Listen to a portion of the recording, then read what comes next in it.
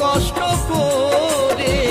High গো আমার মা জননী দেখালে এই বিশ্বভূমি, হাই গো আমার মা জননী দেখালে এই বিশ্বভূমি।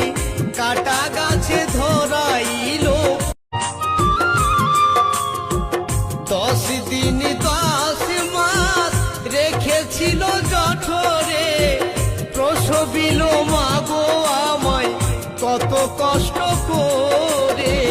হাই গো আমার মা জননী দেখালে এই বিশ্বভূমি, হাই গো